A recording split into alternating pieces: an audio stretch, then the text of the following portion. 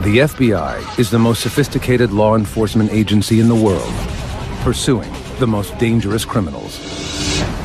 In California, when a young girl vanishes, We see Sandra Cantu skipping across the trailer park, going toward her house, and something catches her attention.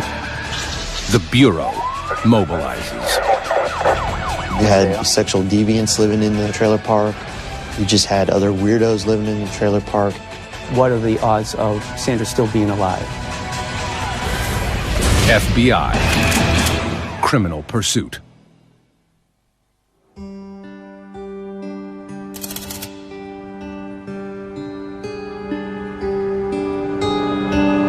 March 27th, 2009.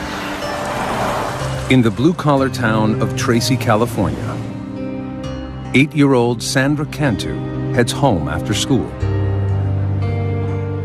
The second grader makes her usual afternoon rounds, knocking on doors and looking for playmates in her mobile home park.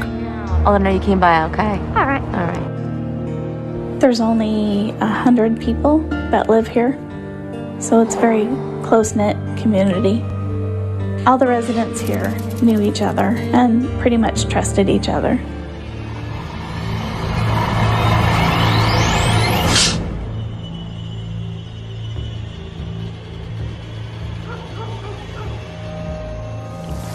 Hours pass, and Sandra doesn't come home for supper. Her mother, Maria, worries.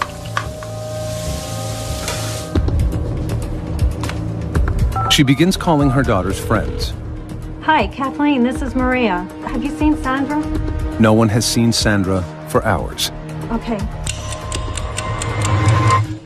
Maria always told the kids not to go outside the trailer park, and the kids never did. So when she went looking for her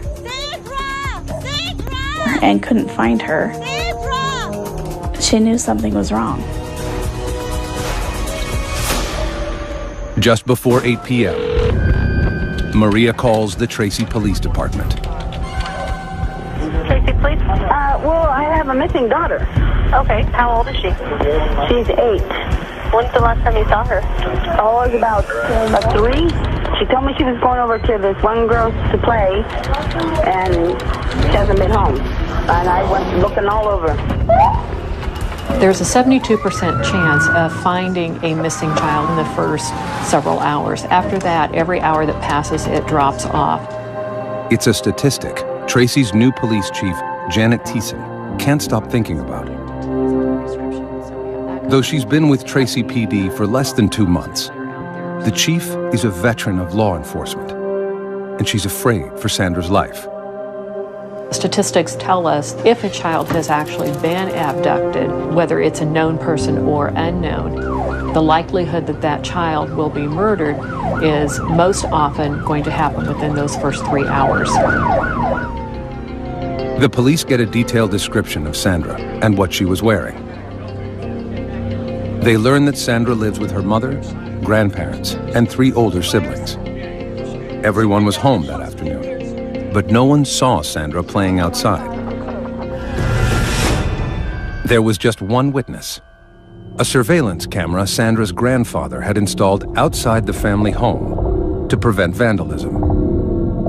The lens captured Sandra's movements at 4 p.m., right before she vanished. Sandra had the little Hello Kitty pink t-shirt on, looked like black leggings. This was the last that we knew she was in the mobile home park. So that was pretty important for us. It really helped us lock down that time frame. Investigators learned that Sandra's divorced parents are undergoing a support payment battle. Could Sandra's father have taken her? Dad had been out of the picture since Sandra was a young girl. We were able to verify that her biological father was not in Tracy at the time that she went missing.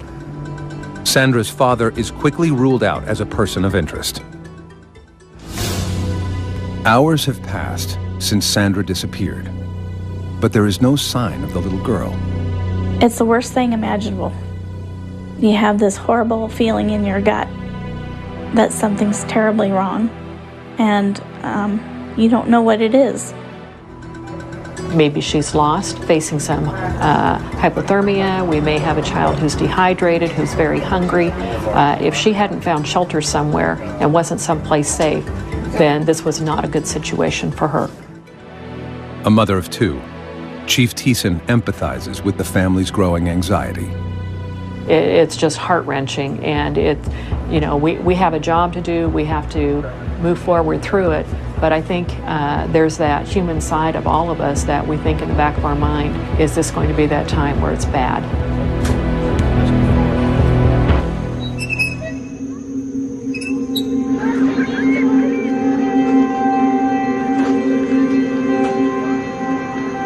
As dawn breaks, volunteers canvass the neighborhood, desperately searching for Sandra. We had a helicopter unit out. We were using a FLIR unit to check for heat sensors in the area that we were flying over. We also were going door to door, asking people in the area, checking with some of the businesses, had they seen this little girl? We were coming up with nothing. Sandra, it just seemed, had literally disappeared. With no known suspect or vehicle description, Tracy police are stumped. They issue an urgent bulletin on a missing child, which alerts the FBI's Child Abduction Rapid Deployment Unit, or CARD. Comprised of the world's leading experts on child abduction, the CARD unit can mobilize anywhere in the country within 4 hours. Team leader, Special Agent Joseph Brine, and his colleagues rush to Tracy as soon as they get the alert. When we first responded to the Tracy Police Department, one of the first things they asked is, what are the odds of Sandra still being alive? Statistically speaking, 97% of the children who are abducted at this point in time have been murdered. But it's our job to focus both the FBI and the Tracy Police Department on that 3%, because there's a chance that she is alive. For the first time in his 15-year career, Special Agent Brine gets a first-hand look at what is at stake in the video of Sandra's last known moments. To see Sandra was something, as an FBI agent, you don't see on a regular basis. And it was just something that had an emotional impact. The case hits close to home for Special Agent Todd Davis. I had 3 little girls that I raised, and so it's very emotional, particularly when you're trying to find a child. You get very focused on that, and you forget to eat. You don't sleep when you go home. You can't get that out of your head. The FBI's first priority is questioning all the residents inside the neighborhood. They quickly realize that Sandra's popularity makes everyone a suspect. So, how was your day? Good. She talked with everybody. She always asked if she can help with the yard or help cooking. She liked to cook. Sandra was very friendly. She had a way to just capture your heart, and she had a beautiful smile. She was always smiling. Like most of the children here, Sandra was allowed to roam free, and everyone opened their doors to the little brunette with a quick smile.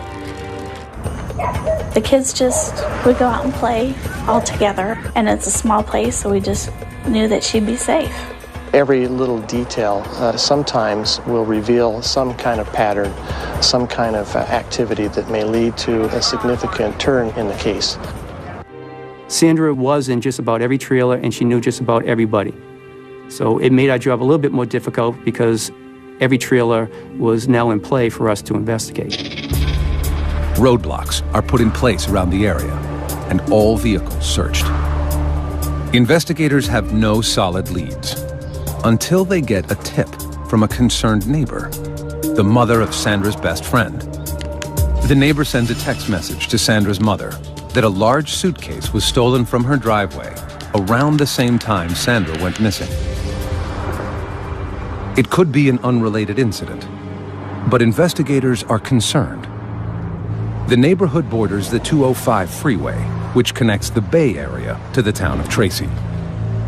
It would have been very easy for someone to come into this area, drive a couple blocks, see this little girl, and pick her up. If in fact it was a stranger abduction in that type of a scenario, would we ever be able to get any information? The FBI speculates about who Sandra's abductor might be. Our behavioral analyst unit told us that we should be looking at predominantly male individuals who knew Sandra, who resided in the trailer park. So we started to look at individuals who had contact with Sandra over the past couple of years, adult males in particular. But at this point, their profile is hypothetical and only based on statistics. In this case, we don't have a crime scene. And without a crime scene, there really is insufficient information that we can use to form a profile about what might have happened. There's one other thing the FBI profilers know is likely: that Sandra's abductor knows her well and is someone close to home. For the most part, we remain fixated on the idea that an offender is going to be familiar with the victim or the victim's neighborhood in some way. Tracy Police Detective Tim Bauer is on the investigative team. He's been to the trailer park on other cases and recognizes Sandra's family. Like everyone else, he can't rest until the girl is found. And this is the type of case that you could not think about even when you're not at work. And you want to be here 24 hours a day yourself looking for the child that's missing. The FBI works with the Tracy PD to quickly put together an emergency operations center. We utilized about 65 FBI agents and about 26 detectives from Tracy PD. You'd have a whole row of people that were managing the tips as they came in off 3 different computers. Every second counts, and investigators want as many people as possible to know about the case. Everything was such a blur. We had been talking to the media to try and get her picture out there so people were aware of her in case they saw her. We wanted our little girl home. No resources spared, as searchers use helicopters with thermal imaging, dive teams, cadaver dogs, and volunteer foot patrols. 2 of the largest searches for a missing person that have ever been done in Northern California's history. We had approximately 250 people out searching for Sandra. A lot of the police officers told us that it was like they were searching for their own daughter. Sandra became Tracy's daughter. Everyone's hopes sink when a search team at the town dump unearths a pink shirt, exactly like the one Sandra was wearing. Investigators approach her family with solemn news of their discovery. After talking with the family again, we were able to figure out that it was not the right size. It was almost that sigh of relief. Okay, we still are operating on the belief that we are looking for Sandra being alive. If Sandra is still alive, investigators know that time isn't on their side. On video. They pore over the last known images of her, searching for the smallest clue. She looks like she's coming towards home, then all of a sudden she turns her head to the right and heads off in a different direction from where she was coming. I probably looked at it 40, 50 times, trying to figure out what else might have happened that caught her attention. Nothing more is seen on the tape until a neighbor drives by 8 minutes later. A canine unit can only track Sandra's scent for a couple of yards. We had some dogs track her scent down this street. So we know, of course, she traveled to the end of the street up to that corner. And that's the last scent that we were able to pick up at that point. Investigators interview anyone in the neighborhood who is a registered sex offender or has a criminal record. The list of persons of interest is shockingly long. Sunday. You had sexual deviants living in the trailer park, people on probation, parole living in the trailer park. You just had other weirdos living in the trailer park. In this particular situation, we try to emphasize that even though you are looking at registered sex offenders, that statistically speaking, only about 2% are going to be registered sex offenders. Doesn't mean they're not preferential sex offenders. It just means that we haven't caught them the first time and they don't have an arrest record. One person the police want to talk to is a man who 2 years earlier had approached Sandra at the neighborhood pool. This gentleman had brushed Sandra's hair off of her face and kissed her on the lips in the pool. Made us worry. The man admits to the kiss, telling investigators it was harmless affection He has no prior criminal record, but makes a disturbing confession. He told us that he had sexual fantasies about young girls, that his fantasies focused on girls between the ages of 9 and 10. And so that placed him high on our list. But the man isn't the only suspicious person in the park. On the afternoon Sandra went missing, the park manager confronted an unfamiliar ice cream truck driver who was talking to children near Sandra's home. Oh, hey, what do we have here? Can I have a chocolate bar? Sure can. They had a ice cream man that usually does not go to that particular area. Aren't you just a little kid? Was suspicious to some of the people in the neighborhood. And what did we tell you about being in the park? And that was another lead that we had to trace down. Did Sandra's trusting nature catch her in the net of a predator? Sandra was a very friendly girl, but we thought these individuals might have taken advantage of her friendly personality, to use to their benefit. As night falls, there are no solid leads. The town of Tracy gathers for a candlelight vigil. The community showed so much love and support. They left stuffed animals, hundreds and hundreds of stuffed animals they left as a memorial to her. And it was cold. It was so cold. And we just knew that she didn't have any jacket on because it was warmer during the day, but it was so cold at night, and we were just so worried about her. Investigators are there too, lending support and looking for suspects. The peaceful ceremony is shattered when a woman frantically approaches FBI agents. She's screaming, "I found something, I found something." It says Cantu. So myself and a couple other agents and one of the police officers, we follow after her. She's still hysterical, she's still yelling, she's still screaming. We get over to where the mailboxes are in the complex, and she just plops down.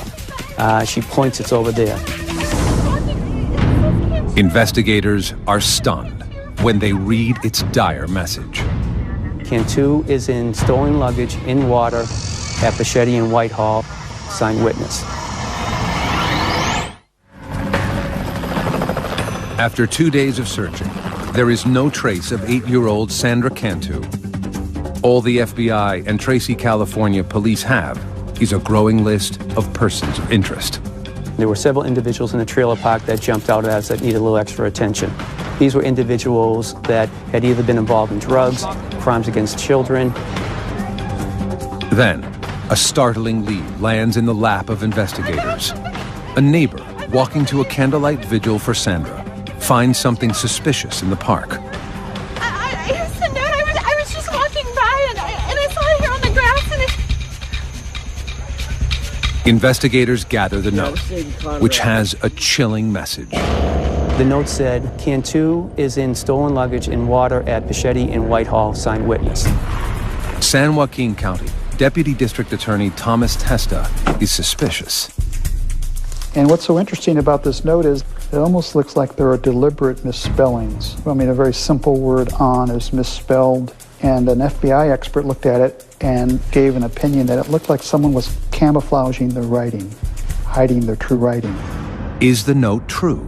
Or is someone trying to throw the police off track? Investigators can't take that chance. At daybreak, agents immediately order a search of the ponds near the address, 2.5 miles from the trailer park. The intersection borders a river and a dairy farm, and there are several settlement ponds for cattle manure runoff. Investigators aren't sure where to look. In the settling ponds, it makes it extremely difficult to search because of the sewage that had flowed into those settling ponds from the dairy. It makes it impossible for divers to locate anything. Investigators have no idea whether Sandra's body is in the pond. They have a lot of questions and turn to the note's messenger for help. 28-year-old Melissa Huckabee is the same neighbor who reported a suitcase stolen from her driveway the day Sandra went missing. When the agents interviewed Melissa at her trailer, she told them she was especially alarmed when she saw the note referencing that the child had been placed in the suitcase because she said her suitcase was large enough to fit a child in. A friend of the family, Melissa is a single mother raising a 5-year-old in the home of her aging grandparents. Her daughter is Sandra's best friend. Her daughter played with Sandra, and her family was church-going people. Her grandfather was the pastor at the church around the corner. And she was a school teacher there. So as a family, we felt safe having her there. But the agents are suspicious about Melissa's involvement and dig further. Why she was not statistically, the person that we profiled for this type of investigation, the fact that she had injected herself into this investigation, the fact that her story was not very credible was a concern for us. Melissa has a partial alibi. At the time Sandra disappeared, Melissa was alone at her grandfather's church decorating her Sunday school room. Phone records prove she placed a call from the church to the trailer park manager around the time Sandra went missing. Even so, agents search Melissa's car. We found a blue self-sticking note, and when we retrieved that note and looked at it more carefully, we noticed that there was some scribbled handwriting. Closer inspection of the note reveals something suspicious. And our evidence response team was able to isolate the scribbled writing on top and adjust the color and contrast and shading. Underneath the handwriting were 3 words: Bacchetti, Whitehall, and water. The address is the same as the one written on the note Melissa supposedly found. Is she the author of the ominous message? In Melissa's messy bedroom, agents find a notebook hidden below the nightstand. It is the same type of paper as the note, and a page is missing. It also contained on it some indented writing that we held up to an alternate light source, and our evidence response team was able to discern a couple of letters that exactly matched letters found on the anonymous note. Investigators are now certain that Melissa wrote the mysterious note. But why? Is this an attention seeker who somehow wants their 15 minutes of fame, or is it a situation where this person is trying to find out what do the police know and how close are they getting to me? In spite of the questions surrounding her, Melissa cooperates with police, offering valuable information about yet another suspicious neighbor. Yeah, the guy right there, he's really creepy. Every so often, Sandra would go to the man's home and play games or hang out. Do you have a deed? And he's been linked to an alarming incident with another little girl in the trailer park. That's for you. A 7-year-old child had been drugged, and he had assisted the child's mother in taking the child to the hospital. And when the police arrived at the hospital, he exited abruptly. That was an indication to us that maybe there was something that he was hiding. Cadaver dogs search the man's vehicle and get a positive hit on the truck. But the evidence team finds no traces of human remains.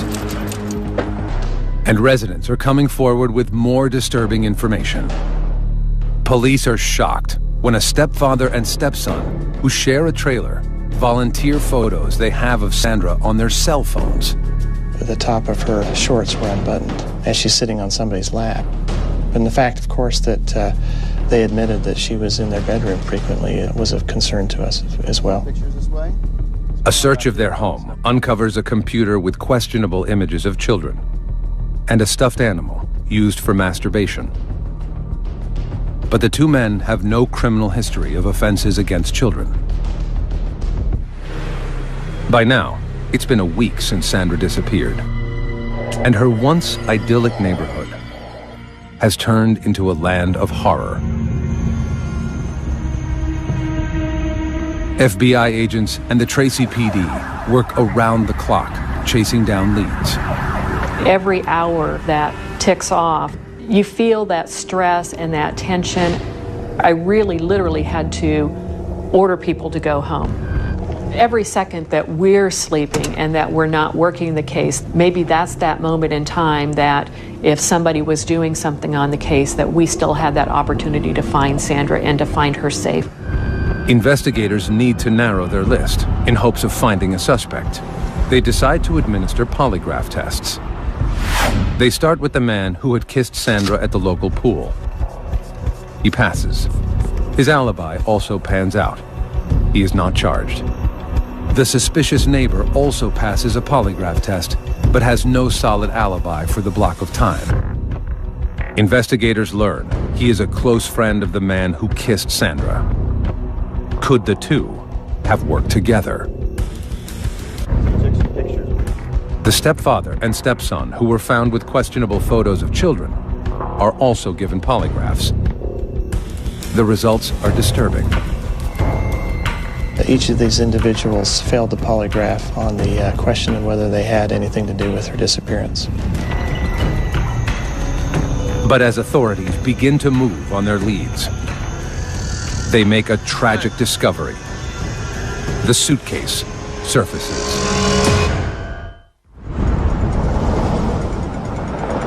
It's been 11 days since 8-year-old Sandra Cantu vanished from her trailer park in Tracy, California. 2.5 miles away, workers at a dairy see a suitcase floating in the water. They call the sheriff, who rushes to the scene with Tracy PD and the FBI. Is she in there? We wanted to know, but at the same time, we didn't want to open at the scene, obviously, because we want to protect the integrity of what's inside. Hairs and fibers, other pieces of evidence that can link us to who did this, if this is actually Sandra in the suitcase. The suitcase does not have any identifying marks, but the zippers are tied together with a thin white string. Standing knee-deep in sewage, the evidence team lifts the suitcase and places it in a body bag. Immediately, the one thing you noticed was the weight of the suitcase. There was definitely something inside the suitcase. As we start to carry the body bag out, all of a sudden you could smell the smell of death. Investigators deliver the bag to the San Joaquin County Medical Examiner.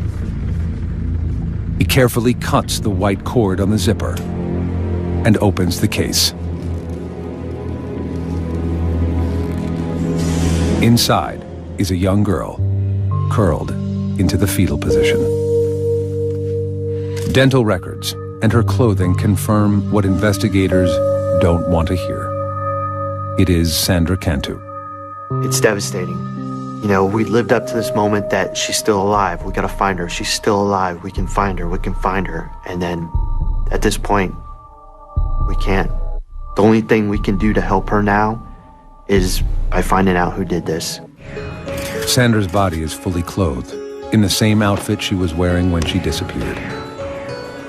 Toxicology reports reveal she was drugged with benzodiazepine, a powerful sedative. There are no obvious injuries on Sandra's body, no scratches, bruises, or cuts, except a small scrape on the inside of her bottom lip. The coroner determines that she was sedated, then smothered, before being put in the pond. And there's something else. The doctor determined that she had been sexually assaulted, and at first was kind of confused because of the angle that had been used for the sexual assault, and kind of determined that it had been with a foreign object. After assaulting her, Sandra's killer completely redressed her body.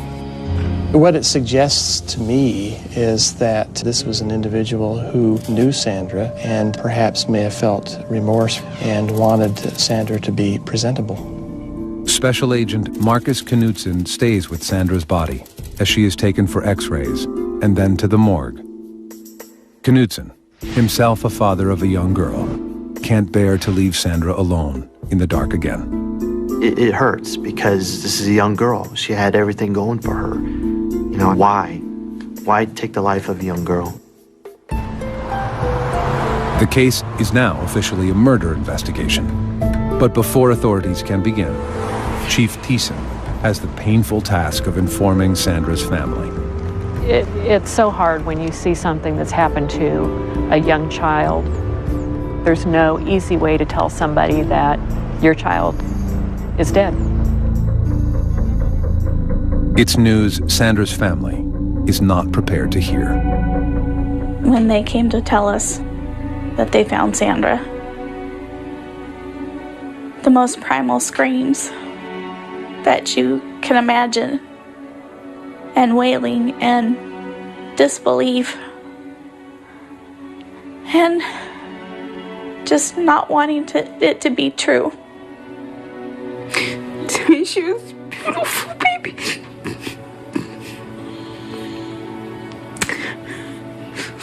Just my beautiful little girl.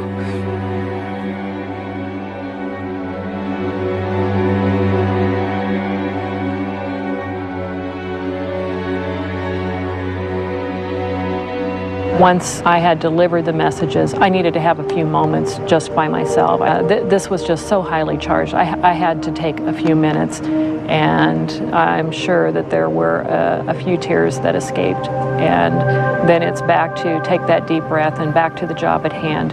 Now we had a killer to find. Authorities know the killer is on the loose and could strike again. And the messenger of the note, Melissa Huckabee, is now their prime suspect. Now that we found the body described in the note and the type of suitcase matched the suitcase that had been supposedly stolen from Melissa's trailer on that day, that certainly pointed in her direction. Investigators want to polygraph Melissa, but they can't. Melissa is in the hospital after attempting suicide by swallowing razor blades. Agents don't know what to make of her erratic behavior, but they do know that something is up. The signs of swallowing the razor blades, the note, I don't know if it was guilt or just wanting to get attention, but she wanted someone to come talk to her about Sandra Cantu by all of her acts that she did.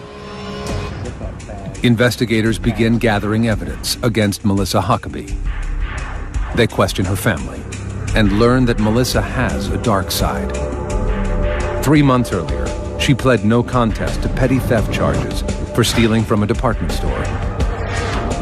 2 years before that, in her prior home in La Palma, California, there were 2 mysterious arson fires. Though Melissa was a person of interest, charges had not been filed. Melissa was mentally unstable and medicating herself for relief. She was bipolar, depressive, had high anxiety. She was dependent on drugs to deal with her emotional situations, frequently overdosed on those drugs. Only 3 months before Sandra vanished, a parent in the trailer park accused Huckabee of taking her child to a local park without permission. When Melissa brought her home, Hey, sweetie, I have some special juice for you. the girl acted strange. Drink it up. Her speech was slurred. Don't worry about the smell. It's really She was unable to control her muscles, kept falling down, and was drowsy. The girl's mother and her boyfriend rushed the child to the hospital. Tests revealed benzodiazepine in her bloodstream. Melissa denied harming the girl, and charges were not filed at that time. Agents hope that this time, Melissa won't be so lucky. They get a break when a local Marine is able to place Melissa where the body was found. We located a witness who lived on Whitehall Road who was heading to a restaurant to eat that evening with his wife. And he noticed an SUV, a small SUV that was parked facing west on the north side of the road with the car door open. The couple stopped to check it out. Then, Melissa emerged from the ditch. Basically, they saw her coming up from the pond. They engaged her in conversation and were able to provide the exact time this was based on where they had eaten that night for dinner. They described her to a T. They described her vehicle to a T. The timeline fits, but it's only circumstantial evidence. And investigators need irrefutable physical evidence. They get a warrant to search Melissa's grandfather's church. We conducted a search of the church looking for any cordage that would match the description of the cordage we found on the suitcase. and we found a blind in the Sunday school room used by Melissa that had been cut and retied. Investigators are also looking for the object Melissa allegedly used to sexually assault Sandra. We covered the church head and toe with alternate light source, looking for bodily fluids and blood. In the kitchen, they find a bent rolling pin. And the rolling pin had one side that had a red smudge on it. So they collected it with gloves, of course, put it in a bag, and tried to find fingerprints on it and collected that smudge. Now, agents have to wait for the crime lab to do its work. They want the case to be rock solid before they make an arrest. They won't have that luxury. 5 days after entering the hospital, Melissa Huckabee is released. Her daughter and grandparents have left town, and her house is empty. Police wiretap Melissa's phone. The next day, they hear a phone call that stops them in their tracks. She asked for Sandra's sister to come down and play with her daughter. Hey, Maria. Yeah, I was wondering if your daughter could come over and play with mine. Clearly, the concern for the Tracy Police Department and the FBI was that Melissa Huckabee was now asking this girl to come down so she could kill this young girl, just like she had killed Sandra.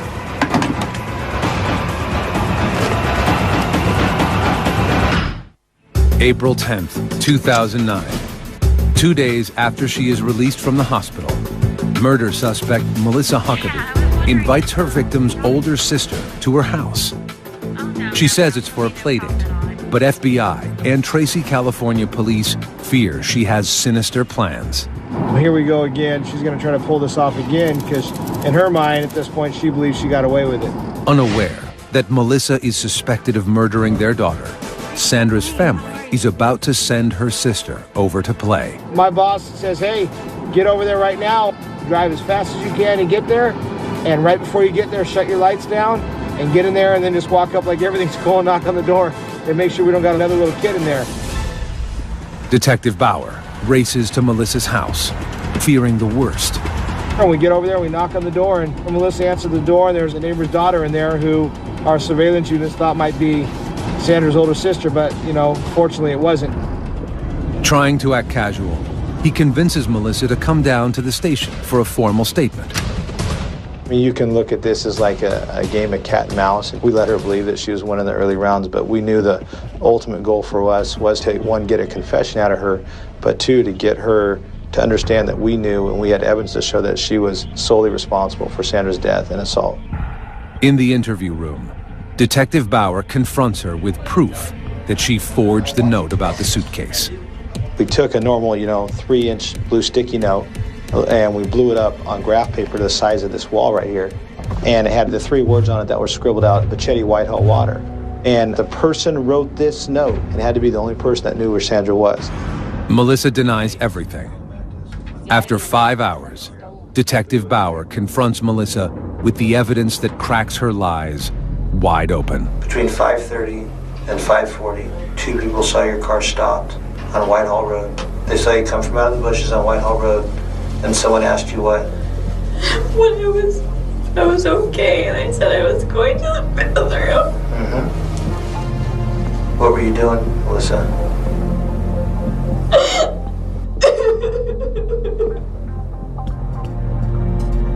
It was an accident. I told you it was an accident. I know it was. Accidents happen. Kill her. You just died.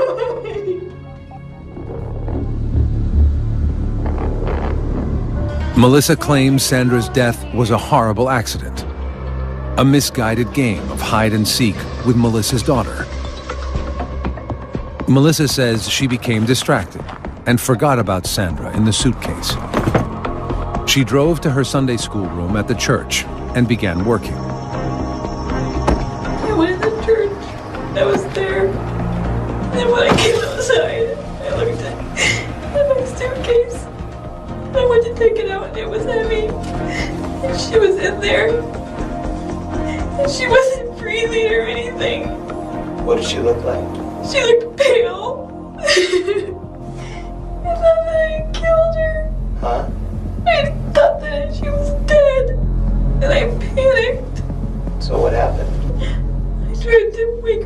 she wouldn't wake up. Melissa claims she tried CPR, but it didn't work. She zipped the girl back into the suitcase and decided to hide the body in the pond. Dead, and I killed her. I didn't want anybody to think that I had killed her. But I didn't know what else to do. Melissa denies sexually assaulting the little girl, but her partial confession is enough for Tracy PD to arrest her for the murder of Sandra Cantu. Investigators tell Sandra's family the stunning news. We felt very betrayed to know that it was Sandra's friend's mother who did this. Forensic tests on the evidence from Huckabee's home and the church confirm what investigators already know, that Sandra's death was no accident. Reports reveal that the metal rolling pin in the church kitchen contains traces of Sandra's DNA. Sandra had never been in that church, so her DNA should not have been on that. So it was a real powerful piece of evidence. The cord from the blinds in the church are compared to the string on the suitcase. The laboratory came back with a report indicating that that cordage was the same size, color, dimension, and substance as the cordage found on the suitcase. Analysis of Melissa's home computer suggests that Sandra Cantu's murder was coldly premeditated. We found an article detailing the murder of a child, and that child had been murdered by her grandfather and placed in a suitcase, and the suitcase had been thrown in a river. Based on the evidence in this investigation, it appears that this was premeditated, and it was a sad opportunity that presented itself, and she took advantage of it. The forensic evidence is the final piece of the puzzle. Authorities use it to construct a timeline of what happened to Sandra, beginning with the surveillance tape. At 4 p.m., Sandra walked off screen in the direction of Melissa's home. Sandra, come on over here with me. Come here. Come on. You want to help me decorate the church? Sure. Okay, come on, let's get in. 8 minutes later, Melissa's car drove by.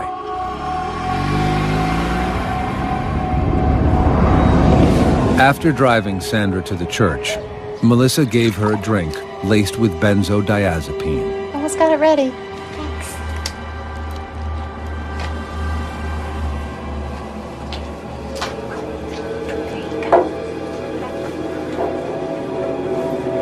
Go ahead, drink it all up.